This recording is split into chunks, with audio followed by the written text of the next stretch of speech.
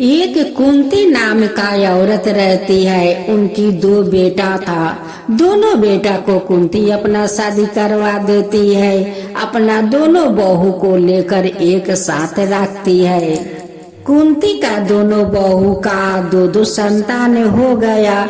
कुंती का तो घर में बहुत बड़ा परिवार हो गया। कुंती बहुत खुश थी।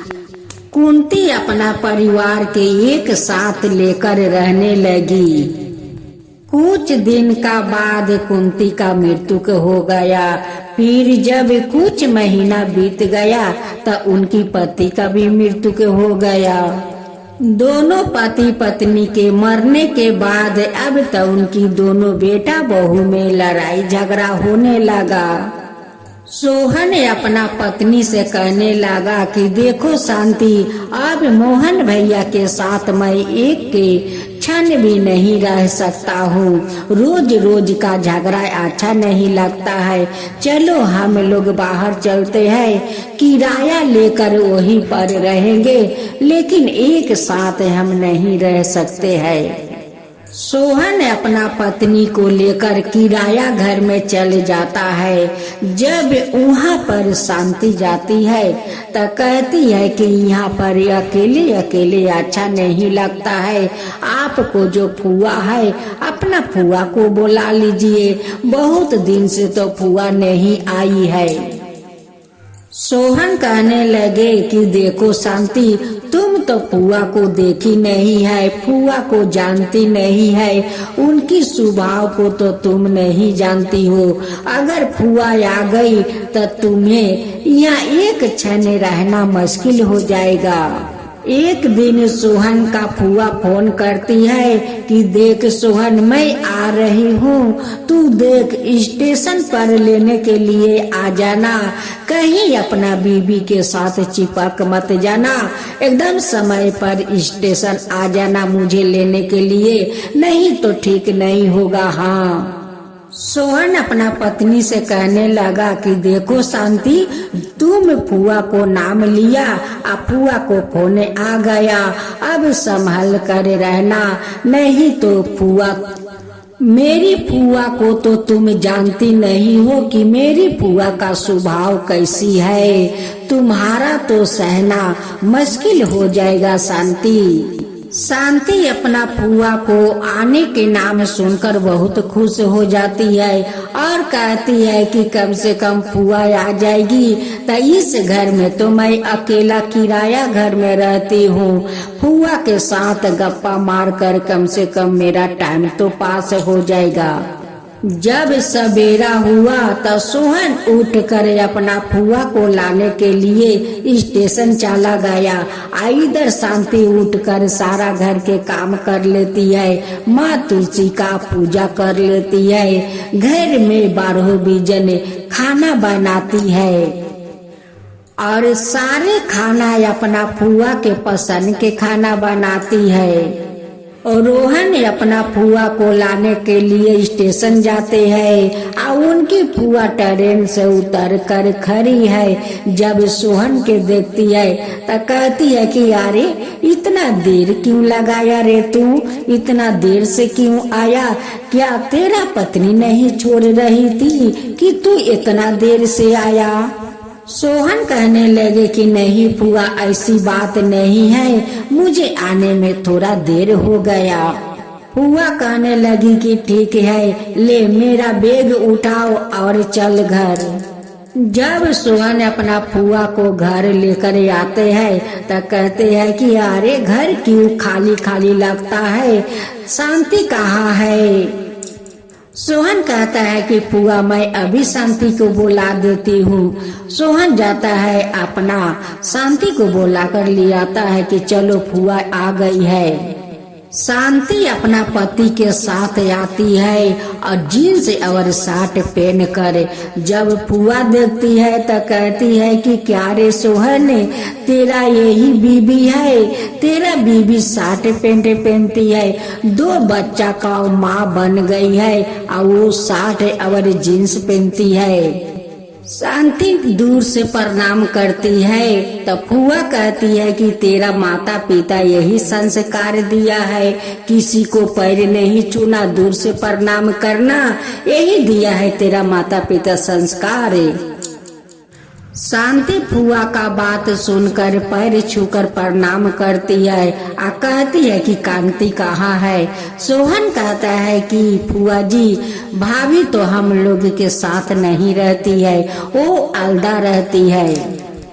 फुआ कहती है कि मेरे भैया भाभी को मरते ही तुम लोग अलदा हो गया, ये कैसा कलयुग आ गया है, कैसा कलयुग आ गया है कि भैया भाभी को मरते ही ये दोनों अलदा हो गया है। हाँ, शांति घर के अंदर जाती है, आय अपना कपड़ा पलटा लेती है, वो चूड़ीदार पहन कर आती है या कहती है कि फुआ जी मैं अभी चाय बना कर लाती हूँ।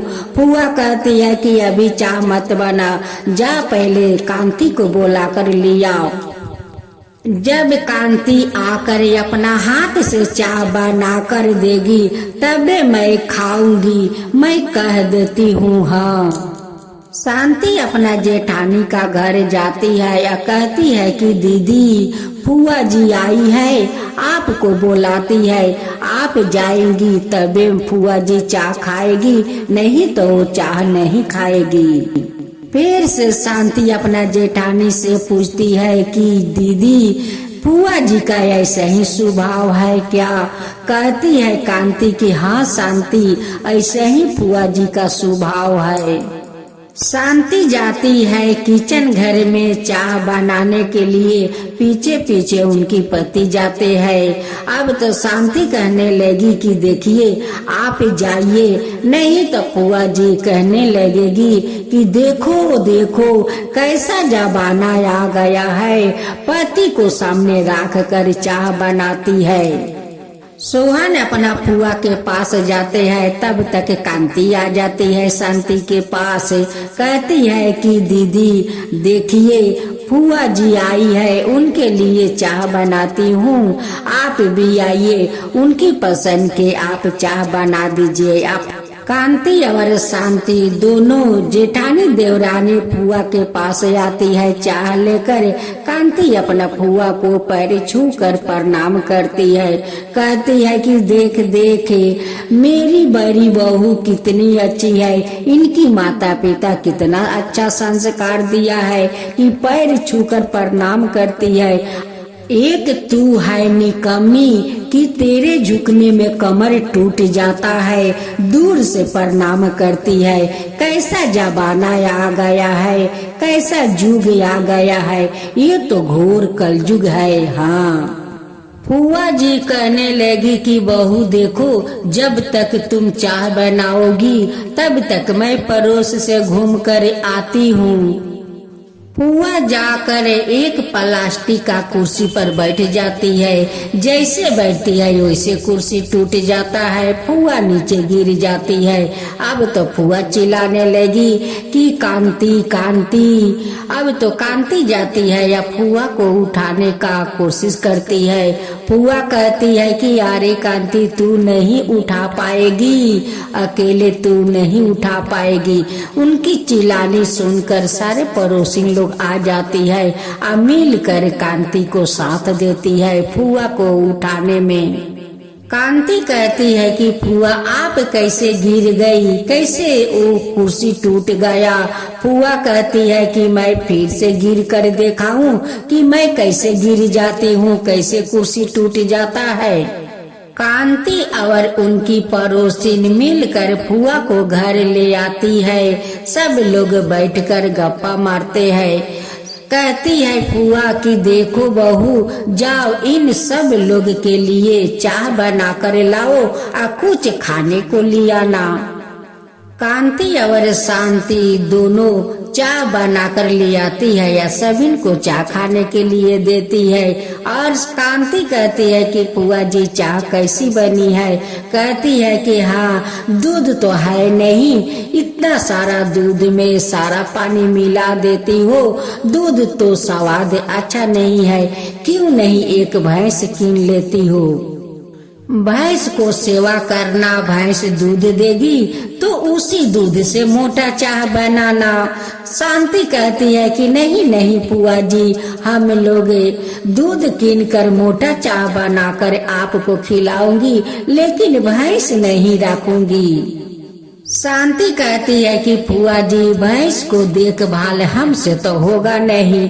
फुआ कहती है कि यारे तू तो कमजोर है, तू तो काम करने के डर से डरती है, हाँ ना तो क्या। सबिन पड़ोसिन चाय खाकर अपना अपना घर चली जाती है। फुआ कहती है कि तुम लोग खाना बनाओ, तब तक मैं पड़ोस में से आती हूँ। कांति कहती है कि देखो शांति, फुआ जी तो पड़ोसिन का घर गई है, ना जाने वहाँ पर कैसा व्यवहार करेगी। शांति कहती है कि ये तो माँ तुलसी बचा सकती है पड़ोसिन लोग का। फुआ पड़ोसिन का घर जाती है तो देखती है कि सुमन मुंह फुलाकर खटिया पर बैठी है। फुआ कहती है कि क्या हुआ सुमन, क्यों तुम मुंह फुलाकर बैठी हो। सुमन कहती है कि फुआ देखिए, मेरा एक डगी है, जब डगी का छोड़ता हूँ तो रामा जी का घर में चला जाता है। अब तो रामा बहन मुझसे बहुत झगड़ा करती है। फुआ कहती है कि क्यों डगी को लेकर झगड़ा करती है। सुमन कहती है कि जानती नहीं हो फुआ जी, उनकी पति जो वकील है उसलिए उनकी ज्यादा घमंड है। फुआ कहती है कि तेरा पति तो जज है, तेरा क्या कम घमंड है, तू भी तो घमंडी है। सुमन वहाँ से उठकर चली जाती है। रामा आती है, आकर देखती है फुआ बैठी है, वहाँ पर आकर रामा बैठ जाती है। फुआ कहती है कि क्या रे रामा, क्यों पड़ोसिन से झगड़ा करती है, एक डगी को लेकर क्यों झगड़ा करती है। अरे मिलजुल कर रह, देख आफत विपत पड़ेगा तो पहले पड़ोसिन दौड़ कर आएगी, तेरा रिश्तेदार नहीं आएगा, वो तो बाद में आएगा, आगे आएगी तो पड़ोसिन लोग आएगी। फुआ जी मैं भी पोसू से प्यार करती हूँ, लेकिन डगी जाकर मेरा सारा सामान तहस नहस कर देता है, वो मैं कैसे सहन करूँ। और वो जान सुनकर जाकर मेरे घर में ढुका देती है। फुआ कहती है कि ठीक है, मैं सुमन को बुला कर ले आती हूँ, आमने सामने बात करती हूँ कि क्यों ऐसा करती है। जब फुआ जाती है सुमन के घर तो जाकर देखती है कि सुमन तो अंगना में बेहोश पड़ी है। अब देख कर तो फुआ चिल्लाने लगी कि रामा रामा देखो सुमन तो बेहोश है। रामा सुनकर दौड़े दौड़े जाती है और सुमन का मुंह पर पानी का छींटा मारती है, लेकिन सुमन का तो होश नहीं आता है। अब रामा कहती है कि वकील जी तो अपना ऑफिस गए हुए हैं, मेरे पति तो घर में ही है, मैं अभी अपना पति को बुला कर ले आती हूँ, इन्हें अस्पताल ले चलकर इलाज कराती हूँ। रामा का पति आते हैं और देख कर कहने लगे कि मैं अपना गाड़ी अभी निकालता हूँ, और निकाल कर इन्हें अपना गाड़ी पर रख कर अस्पताल ले जाता हूँ। रामा का पति अस्पताल में भर्ती करवा देते हैं। कुछ देर का बाद जब सुमन का होश आया तो कहती है कि मैं यहाँ पर कैसे आया हूँ, कि मुझे ले आया यहाँ पर। रोमा वहीं पर बैठकर रो रही थी तो फुआ कहती है कि अरे रामा तू रो रही है, तेरे पास तो दिल है रे, तेरा पड़ोसिन के लिए तुझे माया है, आज उसके लिए तू रो रही है। रोमा कहती है कि सुमन तुम ठीक होकर अपना घर चलो, मैं तुम्हारा साथ कभी झगड़ा नहीं करूंगी, कभी नहीं करूंगी सुमन तुम्हारे साथ। सुमन कहती है कि रामा बहन अब कभी अपना डगी को तुम्हारा घर में नहीं छोड़ूंगी, अब अपना डगी को बांध कर रखूंगी। सुमन ठीक होकर अपना घर आ जाती है। अब तो सारे पड़ोसिन मिलजुल कर रहने लगी, फुआ के संगे गप्पा मारने लगी। अब तो कांति शांति देख कर बहुत खुश है कि फुआ देखो जब से आई है तब से सभी को घर में खुशियाँ फैलाई है। शांति अपना जेठानी से कहती है कि देखिए दीदी, हम लोग का बिखरा हुआ परिवार फुआ आकर एक कर दी, हम लोग का परिवार को एक मिला दी। देखिए कितना हम लोग के घर हम लोग का भाड़ा भाड़ा लगता है दीदी। देखिए जिधर माने फुआ जी जाती है उधर खुशियाँ फैलाती रहती है। देखिए सारा पड़ोसिन को एक कर दी, सभी को झगड़ा समाप्त करवा दी। शांति कहती है कि फुआ जी आप तो कमाल कर दिया, जहाँ जाती है वहाँ पर कमाल कर देती है। शांति कहती है कि फुआ जी ऐसा लगता है कि माँ तुलसी हम लोग का घर में आ गई है और सब परिवार को एक मिला रही है, सारा पड़ोसिन को एक मिला रही है। घर घर घूम घूम कर सभी को एक कर रही है फुआ जी। फुआ जी कहती है कि हट तू इतना मेरा तारीफ मत कर, मैं कोई भगवान नहीं आई हूँ, मैं तुम्हारा जैसे मनुष्य हूँ। कांति और शांति दोनों बहुत खुश थी, बहुत खुश। शांति कहती है कि फुआ जी आज बताइए, आज मैं आपका पसंद के सारा खाना बनाऊंगी।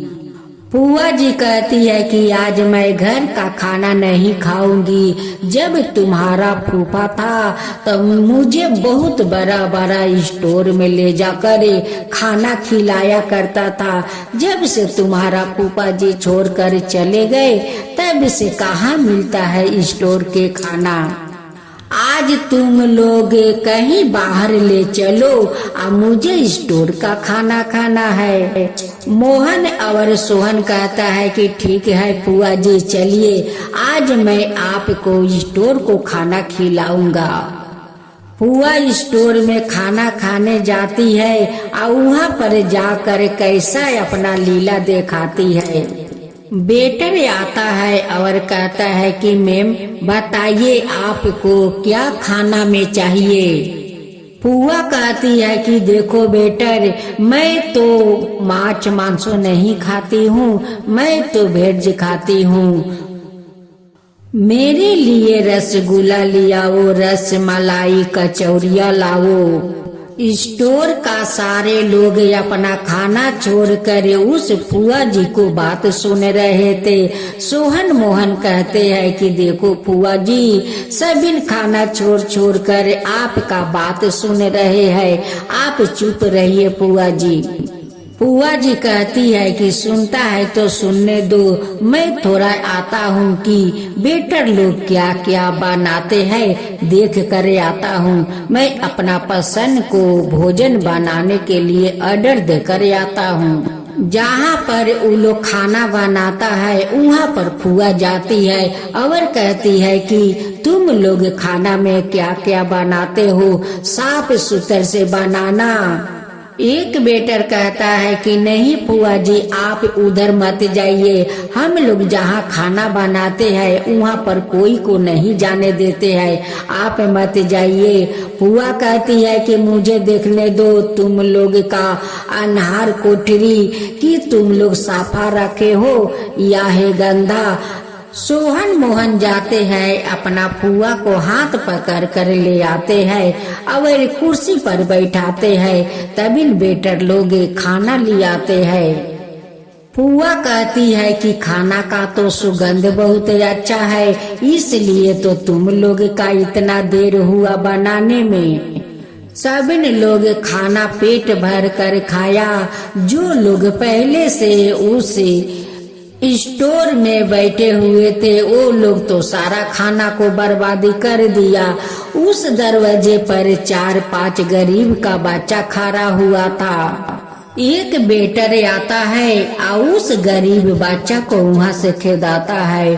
फुआ देख कर कहती है कि बेटर उस बच्चा को इस स्टोर से मत निकालो, उसे भोजन दो। तुम्हारा जो इतना भोजन जो नष्ट हो गया, वो भोजन अगर गरीब के खिला दो तो जानते हो कितना तुम्हारा पुण्य होगा। उस सबिन बच्चा को तुम खाना खिलाओ, उसका पैसा मैं दूंगी। सबिन बच्चों पेट भर के खाना खाया और फुआ जी को धन्यवाद दिया कि आपके कारण आज हम लोग का अच्छा खाना मिला है। हम लोग का तो ऐसा खाना कभी नहीं मिलता है। आज आप हम लोग के इतना अच्छा खाना खिला करे हम लोग का ऊपर कृपा किया है मैम, हम लोग का ऊपर कृपा किया है। फुआ जी का सारा परिवार देखकर फुआ जी को तो हंसने लगे कि फुआ जी आप जहाँ जाती है वहाँ पर कमाल कर देती है। फुआ जी आप तो चमत्कार कर देती हो। कहीं पर परिवार का मिल करा देती हो तो कहीं पर जाकर झगड़ा छोड़ा देती हो, वो लोग में मिल करवा देती हो। कहीं गरीब बच्चा को खाना खिलाकर पेट भर देती हो। तो ये तो एक भगवान से कम नहीं हो फुआ जी। सारे स्टोर का लोग फुआ जी को गाड़ी पर उठाने के लिए आते हैं। जब फुआ जी गाड़ी में उठती है तो सारे लोग का आंख भरे आते हैं। फुआ जी कहती है कि क्यों तुम लोग के आंख भरे आए। फुआ जी कहती है कि देखो आप लोग अपना आंख के आंसू पोंछ लो, मैं फिर से इस स्टोर में आऊंगी। फुआ जी घर आती है और शांति और कांति से कहती है, सोहन मोहन से कहती है कि देखो मेरा तो इतना दिन हो गया, मैं अपना घर जाना चाहती हूँ। मोहन एक गाड़ी बुलवाता है या फुआ को अपना गाड़ी पर उठा देता है। जाते जाते माँ तुलसी रास्ता में मिल जाती है। माँ तुलसी फुआ जी को धन्यवाद देती है कि फुआ जी आप तो धन्य हो, जहाँ जाती हो वहाँ कमाल करती हो, सबका मिल करवाती हो, परिवार को एक करवाती हो, गरीब का भोजन करवाती हो। माँ तुलसी कहती है कि फुआ जी आज मैं भी आपको आशीर्वाद देती हूँ कि आप जुग जुग तक जियो, ऐसे ही सबका परिवार को मिलाते रहो, सभी गरीब को पेट भरते रहो। फुआ जी माँ तुलसी को प्रणाम करती है, कहती है कि हे माँ तुलसी सबका घर में बसिए और सबका घर हरा भरा बना कर रखिए। फुआ जी अपना घर चली जाती है या माँ तुलसी वहीं पर अंतर ध्यान हो जाती है।